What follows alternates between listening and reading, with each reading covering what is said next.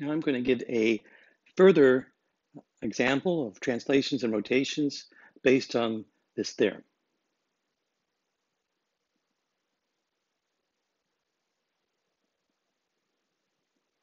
In this example, we have a triangle ABC, and we want to pick a point off each side of the triangle and try to minimize the perimeter of the triangle you get by taking these 3 points as vertices. So let me put a picture on here. So we want to imagine taking a point off each edge here and joining these points to make a triangle. And the question is, how do you minimize that perimeter? So how should you select the points from the sides of the triangle to minimize the perimeter? And what we're going to show is that you minimize that perimeter by taking the feet of the altitude. So in other words, if I draw an altitude to each side and take the where it intersects the side as my points, so the feet of the altitudes, we get these 3 points. The triangle then that minimizes the perimeter you get by looking at all triangles taking a vertex from each side will be the one where you take the vertex being at the feet of these altitudes. So that's the smallest perimeter you can get from this triangle.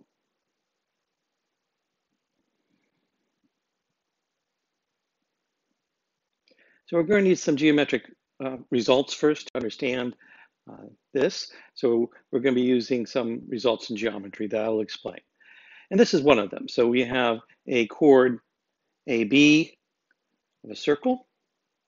And if you take any points on the circle on the same side of this chord, then this angle is always the same as this angle, no matter where C and D are, as long as they're on the same side of line AB and on the circle. So let's explain why that's true. And to do that, we're going to show instead the following. We're going to go ahead and show that this angle is always 1/2 this angle. So this angle just comes from taking this chord and take the 2 endpoints and connecting it to the center. So this angle doesn't change. And as I move this around the circle, I want to show this is always 1/2 this. So that would mean that this is always the same regardless of where I am on this circle, as long as I'm on the same side of this chord again. So let's just look at this picture and let me explain why this angle is 1/2 this angle. The explanation isn't too difficult. You just label some angles in here.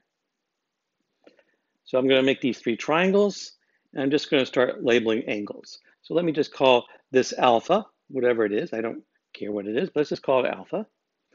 Then this will be 180 minus 2 alpha, since the angles in a triangle have to add up to 180 degrees. Let me go ahead and call this angle beta. Now notice I'm making them the same here because this is an isosceles triangle. These two are the same length, so these 2 angles will be the same. Same thing here when I made these both alpha. These are both the same length because they're both coming from the center of the circle, and so these angles will be the same. So I'm calling this beta, and again, this would be 180 minus 2 beta then. And now the sum of the angles all the way around a point has to add up to 360 degrees.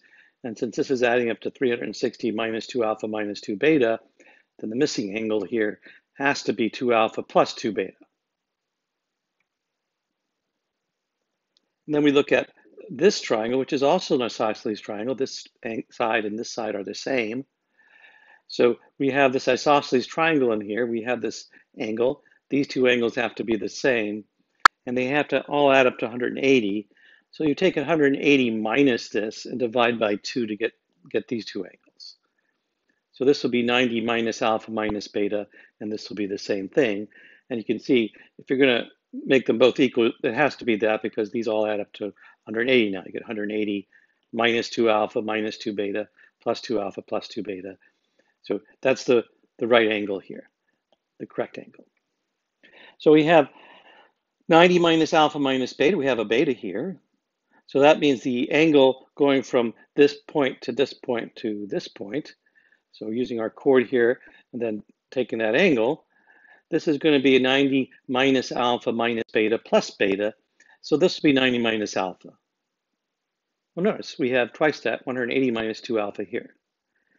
So we have 90 minus alpha here and 180 minus 2 alpha here. So that shows what we wanted, that whatever this angle is, it's half of what this angle is. And again, that doesn't depend on where this is on the circle. Wait a minute. Well, if I come way over here, the picture is going to change. I'm not going to look the same, but if I'm over here, the picture looks the same. So maybe we should give a different argument if we're over here, because this picture is going to look different. But certainly if the picture looks basically the same as what we had, then it's going to be, this angle is going to have to be the same as 1/2 this angle. So here's the other picture that's possible. We could be over here where this line goes on the other side of the center here. So here it was over here, but now we have it on the other side of the center. We still would like to show that this angle is 1/2 of this angle. And that would mean that it's the same as what we had before, because again, this angle doesn't change. We have the 2 points here that are fixed, and the center of the circle that's fixed. So whatever this angle is, it's fixed. And if this is half of that here, and it's also half when we're up here, then it's always going to be 1/2. So we're just going to do the same thing and label some angles here. I'll draw in the extra edge that's missing there and label some angles. So I'm just going to call this angle alpha right here. And I'll call this angle beta. And let's see what happens. So this is alpha plus beta. We have an isosceles triangle again here. And so this will have to be alpha plus beta over here. Again, because this was alpha plus beta, so this is alpha plus beta because of this isosceles triangle. So let's go ahead and look at this angle. This angle is going to be beta because of this isosceles triangle. This thin one here. So this will be beta. And we can go ahead and calculate this angle. I'm using this isosceles triangle here. So I have this angle is alpha plus beta. This angle is alpha plus beta. So they have to add up to 180. So this will be 180 minus 2 alpha minus 2 beta. So just add these two angles together and take 180 minus that for this one. Now we have this thin triangle again, and we can figure out what this angle is because they all have to add up to 180. It's going to be 2 alpha, since we add 180 minus 2 alpha minus 2 beta here, plus 2 alpha plus 2 beta. The sum of these angles will be 180. Okay. Or in other words, you take this and you're going to go ahead and have an extra 2 beta here, so that gives 180 minus 2 alpha. For the sum of all of these angles, we're going to need another 2 alpha to make them add up to 180. Okay, so the next thing we're going to do is look at this angle down here. We have this triangle that's isosceles again. This angle is 2 alpha. So these two have to add up to 180 minus 2 alpha. And that's going to mean that they're each 90 minus alpha. So this is 90 minus alpha here. This is 90 minus alpha. We have an extra beta here, so we're going to have to subtract beta, so this whole thing is 90 minus alpha. Both of these should be 90 minus alpha.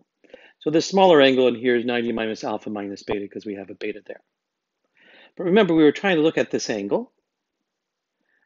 And that angle now is 90 minus alpha minus beta. And this angle with our labeling is 180 minus 2 alpha minus 2 beta. So you can see this is twice this. So again, this angle is 1/2 of what this angle is. So this angle is 1/2 what this angle is, like it was before. And so no matter where this point is on this side of the circle, we're going to go ahead and have it being 1/2 of what this angle is, and they're going to be equal. Meaning all these angles are equal. Okay? I want to remind you we had this lemma earlier with the 9-point circle theorem. So the situation was we had basically this picture where we had a line segment AB, and oh, here's the midpoint here. But if this was a right angle, we said that this distance had to be the same as this distance and this distance. So in other words, if you have a right angle here, that P is on a circle with AB as a diameter. It's on this circle. Okay. Of course, if you had a P over here with a right angle, it would be on this part of the circle. Okay. But in any case, if you have a P where angle APB is 90 degrees, P has to be on the circle with AB as a diameter. So we'll use that lemma as well. Again, this is the example we're trying to handle, where we're trying to find the minimum perimeter by using vertices from sides of a triangle ABC that's given. And let me draw a picture in here. And I'm going to talk about this picture now. So first, this is the foot of an altitude from A, and this is the foot of the altitude from B, and this is the foot of the altitude from C. So ABC is my given triangle, and this triangle PQR is what we're trying to show has the minimum perimeter of any triangle where you take a vertex off of each of the sides. So we don't know this yet, but this is what we're trying to prove, that triangle PQR has the minimal perimeter that we can get by taking P on side BC, Q on side AC, and R on side AB. Okay, so we'll get to that in a little bit. Let me discuss some geometry here that we have. I want to explain why angle PRB is equal to angle QRA. So this angle right here and this angle right here are the same. So let's see if we can explain that. And it's not a simple argument, so we're going to go through a little bit of geometry here.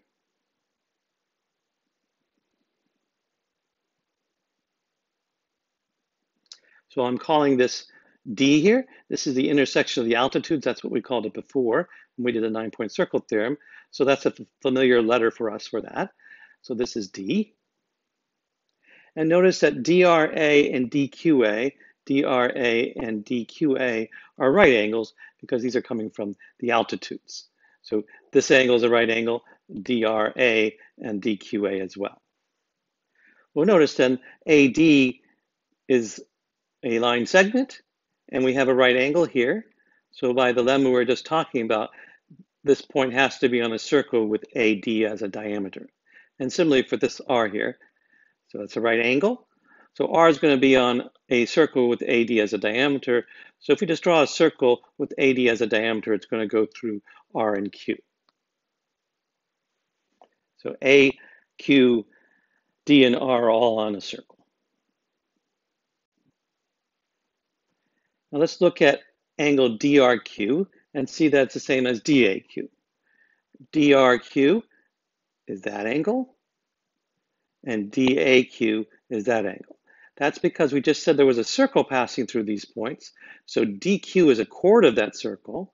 And so we're going to have then that this angle and this angle have to be the same by the previous result we were talking about, because we have a chord of a circle, DQ, and if we take that angle up here and that angle up here, with A and R both on that same side of that circle, they're going to be the same measurement. Okay, so again, the circle I'm imagining is the circle that's passing through A, Q, D, and R. So that gives us these two angles are the same. Okay, so now why is it equal to pi halves minus ACP? ACP is here, this angle. So I want to look at this triangle here. And notice that this angle we were just talking about, and this is a right angle here. So this angle is going to be pi halves minus this angle. Okay. So again, the angles have to add up to 180 degrees. So this is pi halves. These two have to add up to 90 degrees. So whatever this angle was that we were talking about from DAQ has to be pi halves minus this angle ACP. Okay. Now let's look at DRB. DRB is here. That's a 90-degree angle. And DPB is also 90 degrees. Again, because those are parts of altitudes that were drawn. So we have a right angle here and a right angle here. And so using the same reasoning, we have a circle that passes through these 4 points, B, P, D, and R.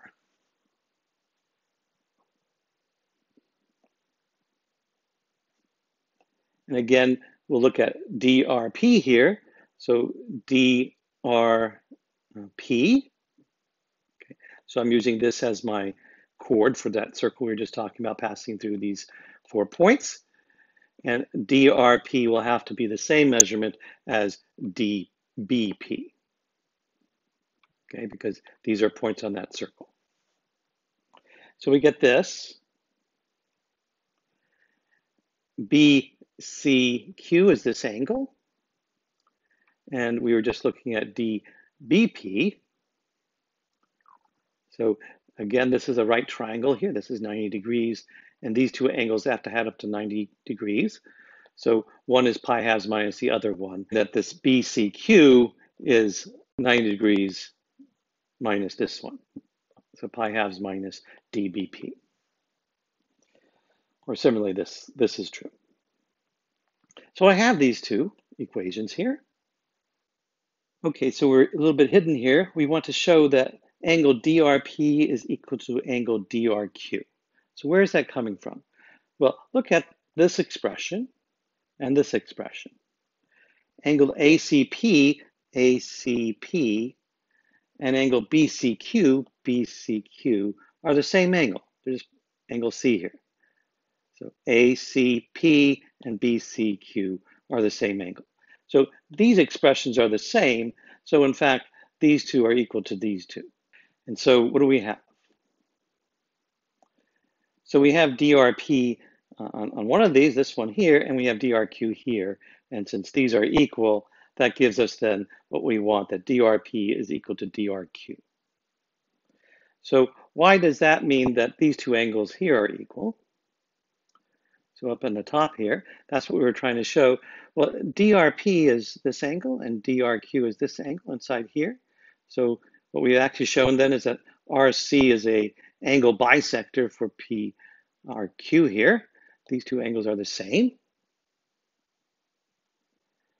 So both of these angles are the same, which means then that the angle PRB has to be the same as the angle QRA because they're both complements of these. So this angle PRB is the complement of this angle because this is 90 degrees here. They add up to 90 degrees. Similarly, these two add up to 90 degrees because it's a 90-degree angle here. And we have that this angle then is going to be 90 minus this angle. And since these two angles are the same, that means these two angles have to be the same. They're both complements of the same angle measurement. So we get then that PRB angle and angle QRA are equal, at least in measurement. So that gives us that. Now there's nothing special here about these two being equal. These two will also be equal, and these two will also be equal. Just using the same argument. So we'll get that angle RPB is the same as angle QPC. So that's just the same argument, but using the other side of the triangle here. And similarly, PQC, this angle will be the same as RQA, this angle. Okay, so that's getting us started. Now I just put an A1 here, and the reason for that is I want to imagine now what we're going to do is flip this triangle around the line BC here, so that A goes to A1. So when I do that, AB and A1B are the same length, AC and A1C are the same length. I'm just flipping this triangle over to get A1. And I went ahead and flipped R over and Q over so you can see where they're at. Now I want to take this triangle and flip it over A1C, do the same thing so that B goes to here, and I'm going to call that B1. So B is going to B1 by flipping over this edge A1C. So in that case, B1C is the same length as BC, and A1B is the same length as A1B1. And now I want to take this triangle and flip it over A1B1 to get C1. So C is going to go to C1. And then to do the same thing, I take B1, C1, flip A1 over to get to here, which I'll call A2. And then flip B1 over, and I'll get down there the point B2. So I just flipped the triangle B1, C1, A2 over the line C1, A2 to get B2. So we've flipped this triangle ABC a few times, and we ended up with this picture as far as the triangles go. We'll get to this dashed line in a little bit, but that's our picture.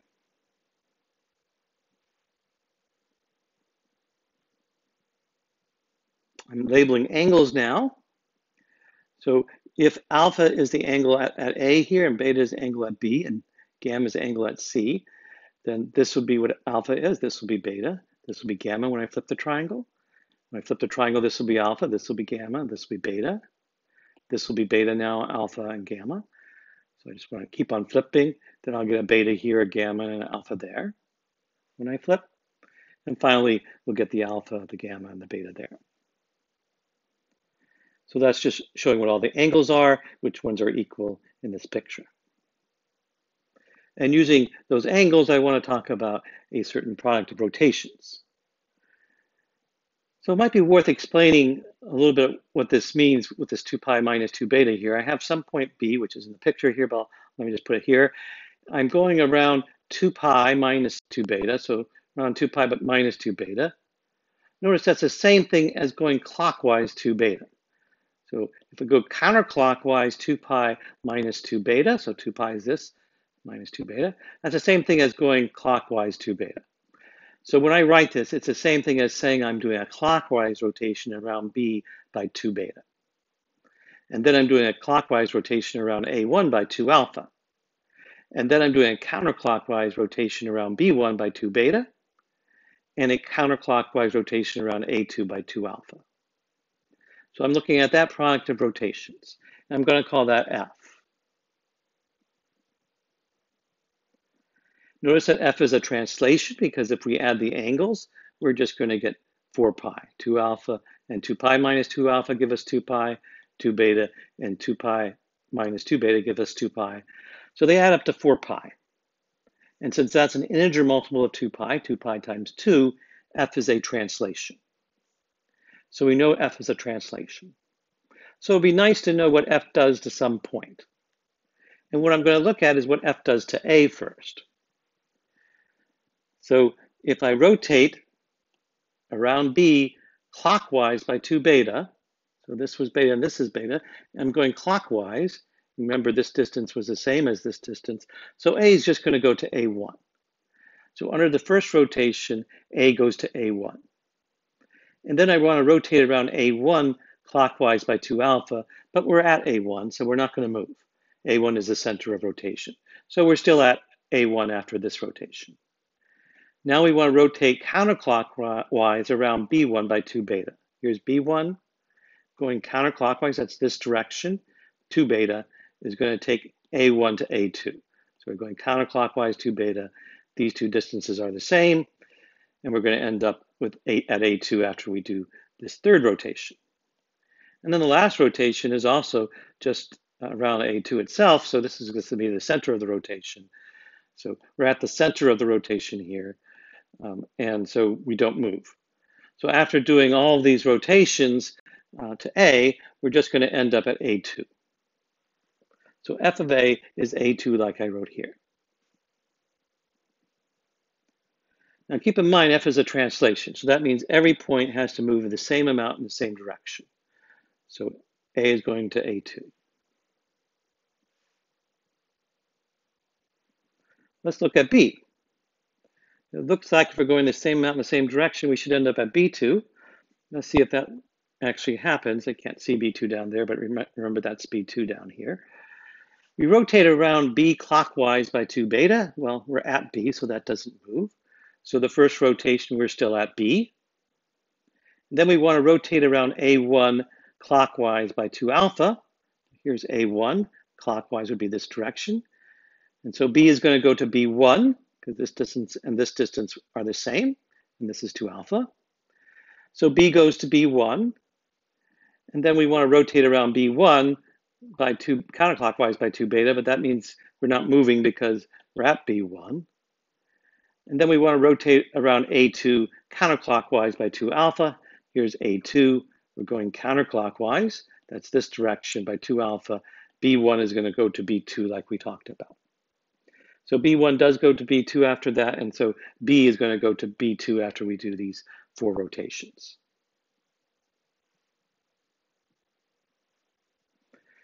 So R has to move the same amount in the same direction. R is going to have to go to F of R.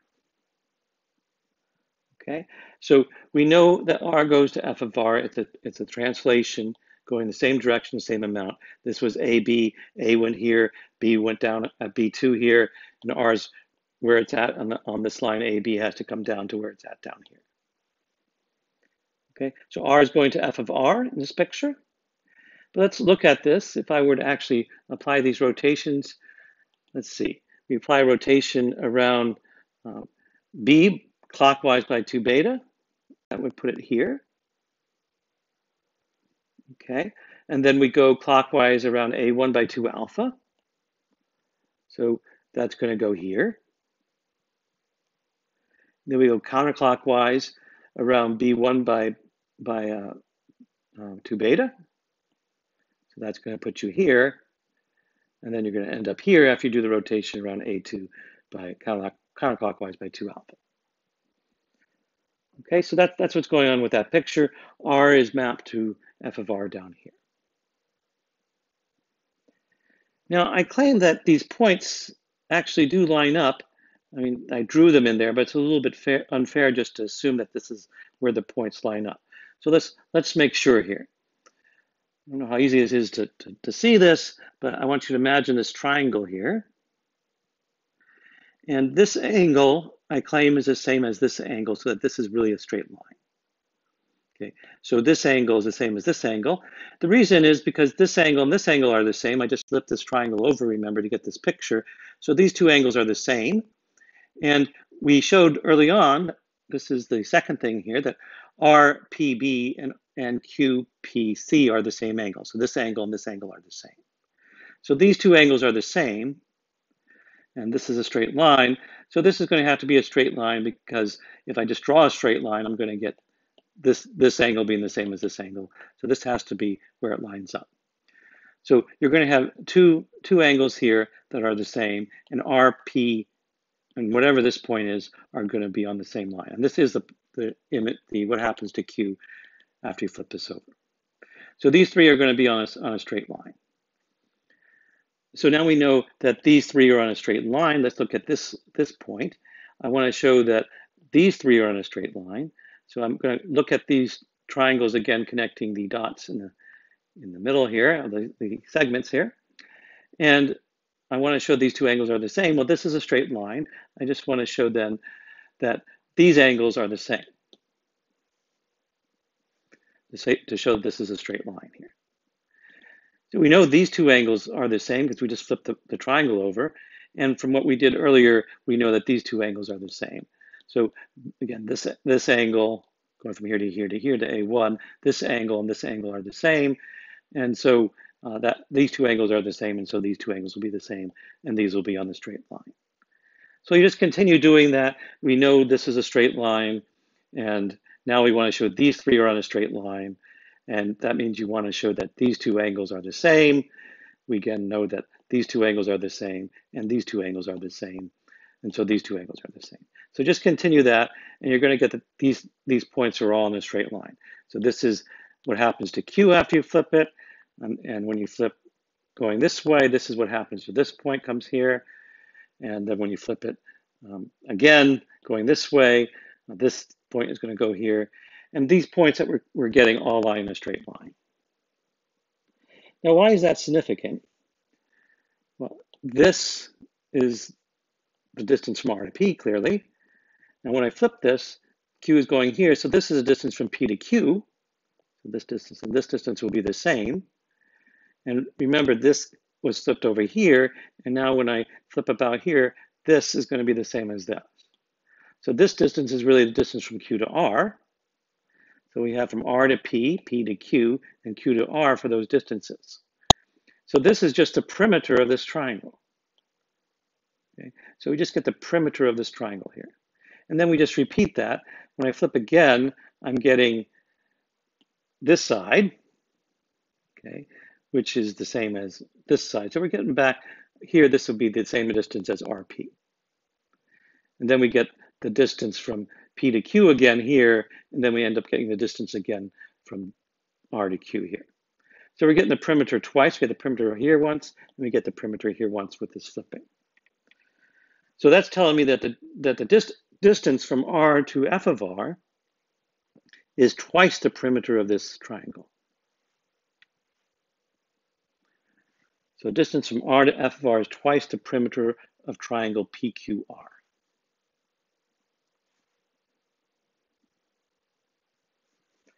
So what I want to do is take now another 2 points, so take a different triangle than the one we have. These PQ and R came from the feet of the triangle, and that was significant to get these lining up on the straight line because we used the fact that these angles were the same, and that came from having right angles here, and this being the foot of the triangle. So in order to get these two distances, these two angles and these two angles and these two angles the same, we used that these were P, Q, and R were the feet of the altitudes. So what if we take 3 other points? So I'm going to draw a picture in here. So I'm taking U, V, and W, and I'm flipping them. So I flip this triangle over, and this is where U, V, and W would go. Flip it again, and again, and again, and again. So I'm just taking wherever they are and just flipping them as part of my picture when I'm flipping.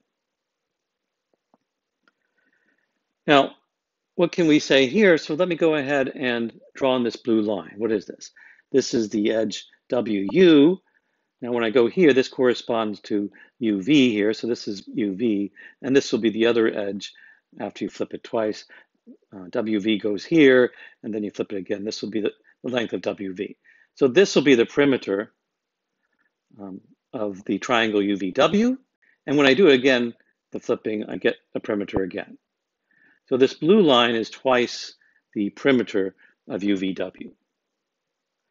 Now, let's look at what happens when I go through the process of doing these rotations to, say, W here. So if I take W and rotate it around B clockwise by 2 beta, I'm going to end up here. Then I want to rotate it around A1 clockwise by 2 alpha, I'll end up here. And then I want to rotate it around B1 by 2 beta. So that's going to bring it over here. And then I want to rotate around A2 by 2 alpha counterclockwise. And that's going to take me here. So W goes to here. That makes sense. That was a translation. That's how it would translate, right? So if it's here on this edge AB, it should be in the same location down here for the translation. So W goes to this point here, and you can see that just from the fact that F is a translation. So that's F of W. So the length from W to F of W is the same. It's 2 times the perimeter of triangle PQR. It's the same because this was a translation. Remember, R went to F of R, W goes to F of W. So they go the same distance in the same direction. So R is going to F of R, W is going to F of W. These are going to be the same length. So whatever this was, this has to be also. So the straight path from W to F of W is equal to this distance. Whereas the crooked path, which is clearly longer, is equal to twice the perimeter of triangle UVW. So we get twice the perimeter of triangle UVW is a bigger distance than this, bigger than the straight path distance. So the crooked path, again, is going to be twice the perimeter of triangle UVW, and that's clearly bigger than the straight path, which was 2 times the perimeter of triangle PQR. So we can see then that triangle PQR gives us the minimal perimeter we can have for a triangle, because this triangle has to have a bigger perimeter. So that's the argument, and I'll end